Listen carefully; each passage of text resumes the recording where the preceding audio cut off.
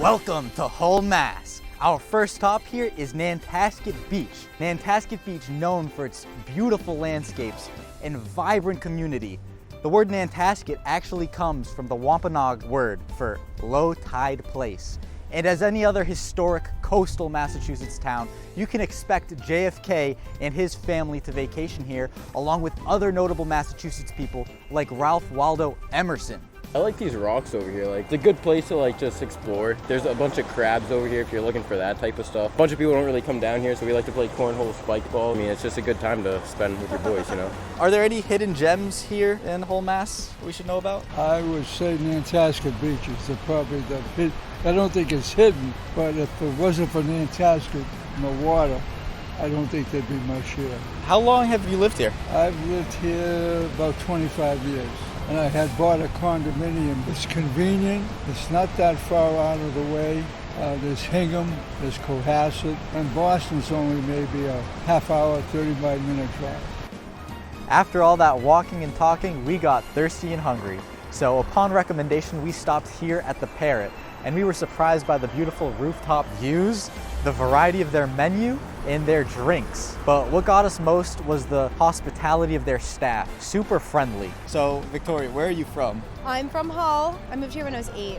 I'm Wow. from New Jersey initially. My dad grew up here, so we moved up here. Yeah, we would come every summer and stay at the hotel. Yeah, we go to the beach over this way. It's called Gun Rock. It's got like a bunch of rocks. It's on the other side of this whole thing over here. So the last few weeks are the best time to surf here because of the waves? Yeah. Even like early September, all of September actually, early October. It's pretty nice. So you have like a lot of family history like in Hull, huh? Yeah.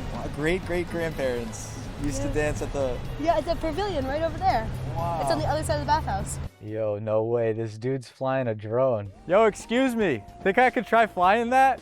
Hey, how's it going? I'm Yanni. Oh, nice to meet you, Yanni. What are you guys doing? We're just doing a video on Hull, going around talking to different people. We saw you guys flying this drone, so I was wondering maybe I could try it out. Absolutely. I mean, right now what we're doing is we're just working on this house right here. We're putting up some siding and some shingles. Do you have any experience? Very little. Very little experience flying a drone. Yeah, Can I try it now? absolutely, man. Go ahead. Sweet. Dude, this is crazy. Yeah.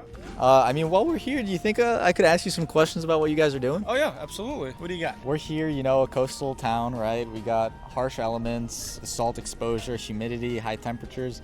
What do you guys do to like make sure that your work lasts? To start off with that, I would say with the product that we're using, we use a specific underlayment that ensures that the high temperatures and the high winds, if you're not going to get that water coming in and damaging the home. Also because of this area, you know, we're right by the beach right over here. There's a lot of salt and the moisture in the air, and what we want to make sure is that when it gets into those crevices, it's not going to be deteriorating that underlayment faster than it normally would. What you guys can see here is we're using Everlast. Everlast is an amazing material. It's an advanced composite siding, and what we do with that is because of its structural integrity, it's going to be a lot stronger and last a lot better around this area. So I'm not sure, when you guys were driving around, you probably noticed a lot of shingles missing on homes and siding missing. That's because of the high winds that they get around this area. And with the siding material as well, they won't have to do any maintenance on it in the future. You won't have that peeling paint, you know, that every 5 years you have to get it recoated with new outside exterior paint, you know. So say like a storm passes by, right? Is there like some sort of warranty? Product that we use, we have a lifetime warranty. That means anything happens to the product, it is completely covered by the manufacturers and the installers. Is there some sort of problem you guys encountered while here? Right over here on this section, what we were running into, because the Everlast has to have a perfect nailable surface, we were running into some issues where it wasn't plumb up against the home. It was just making sure that all the edges and all the areas were completely plumb. That way you don't have that offset from the home. What company are you with?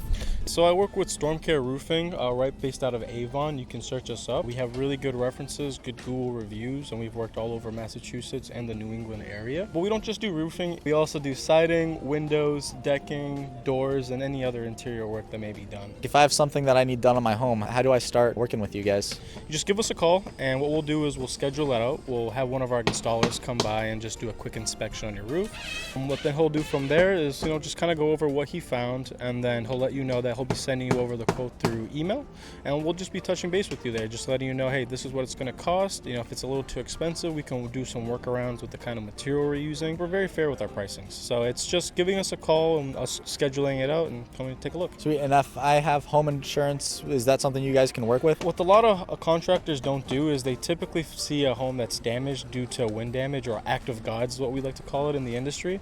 And a lot of times, you know, the homeowner will call a roofer to come out or a contractor, and they'll just give them a retail price and not tell them that, hey, if you were to move through insurance, I could help you and represent you through that process and make sure that you're not being underpaid. You are a responsible homeowner. You are owed a full replacement of your roof. And where we come in is we're able to offer the Massachusetts building codes and the manufacturer's installment codes. Throughout that process, you will get the entire claim. Right over here, what we got is the old siding that this house had. It's not a perfect example because this is just the door that we had right over here, but you can see exactly what it used to look like. And as you can see, it is a big difference from before and now. Take a look at how the thickness is over here in comparison to the new boards that are going to be installed. I mean, this is night and day. Quality of material that is being used and the overall looks of it is completely being changed and is going to transform this home into a forever home. You can see just how strong this is compared to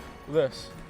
I'm not the biggest guy in the world, but I'm pretty strong. So right over here, we're gonna be installing vinyl soffits. And what this is gonna do, it's gonna add some class to the home. It's gonna add some depth and texture when you take a look inside. We install it loose because in the summertime, it's going to expand, and in the wintertime, it's gonna contract. So you wanna account for that and make sure that you have that movability when those temperatures change. And that ensures that you're not gonna get the cracking, that ugly bowing that you get in most houses. Thank you so much, Francisco, for letting me fly your drone and absolutely. giving us a little tour of what you guys are doing. Here, actually, I'll grab you some merch too. Oh, no way. Let's go. No way, We actually dude. have a little kitten right over here, matching this guy. This is There for you me. go. Absolutely. Let's Here, go. have a sticker. Thank you so much, dude. Yeah, absolutely. Do you guys have any more questions about how we did the process? I know we got to take the walk around. We showed the soffits. Yeah, you know. Have a sticker. Thank you. No problem. Thank you for stopping by today, guys. You know, I'm really glad that you guys came to take a little insight on our property, and I hope I get to meet you guys again, you know? Yeah, I would love to see you, dude. Absolutely. Thank you so Have much. a good day. Before you go, have a sticker. Yeah, have a good day.